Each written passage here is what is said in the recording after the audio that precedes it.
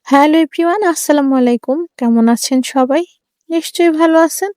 আমরাও আলহামদুলিল্লাহ আপনাদের দোয়ায় আর আল্লাহর অশেষ রহমতে ভালোই আছি। তো ভিডিওর শুরুতে আমার মিষ্টি, মিষ্টি আপুদের কাছে একটা লাইক চেয়ে নিব। প্লিজ আমার ভিডিওটাতে একটা লাইক দিয়ে পুরোটা ভিডিও দেখে নিবেন। আর যদি আমার ভিডিওর ভেতরে কোনো অংশ আপনাদের কাছে একটু ভালো লেগে যায়, তাহলে আমার চ্যানেলটা সাবস্ক্রাইব করে আমার সাথে থাকবেন।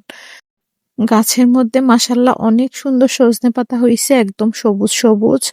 তো আমরা আজকে এগুলো দিয়ে ভর্তা বানাবো। তো ভর্তা বানানোর জন্য আমরা চলে আসছি সজনে পাতাগুলো নিতে গাছ থেকে। তো গাছটা একটু উপরে থাকার কারণে আমরা গাছের মধ্যে মই লাগিয়ে সুন্দর করে পাতাগুলো নিয়ে নিচ্ছি।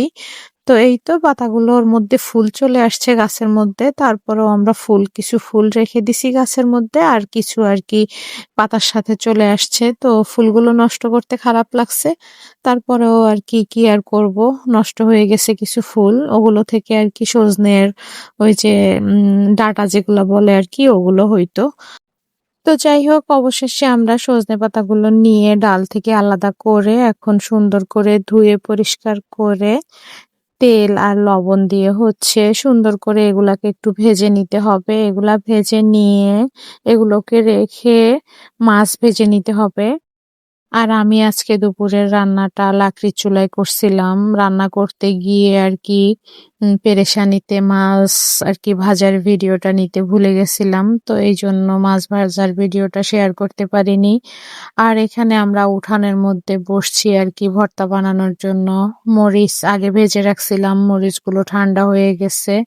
এজন্য ভাঙতেছে না। তো আরকি কেচি দিয়ে আরকি কেটে নিচ্ছিলাম ছোট, ছোট করে। তো এই তো মাছগুলো কাটা ছাড়িয়ে সুন্দর করে সব একসাথে মিক্স করে দিয়ে দিলাম সরিষার তেল।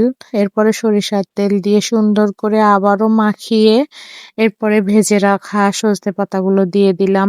আর আমার কাছে এরকম সজনে পাতার ভর্তা যদি থাকে দুপুরে গরম ভাত খেতে মনে হয় যেন আর কিছুই লাগে না। এই সজনে পাতার ভর্তাটা আমার কাছে অসাধারণ লাগে।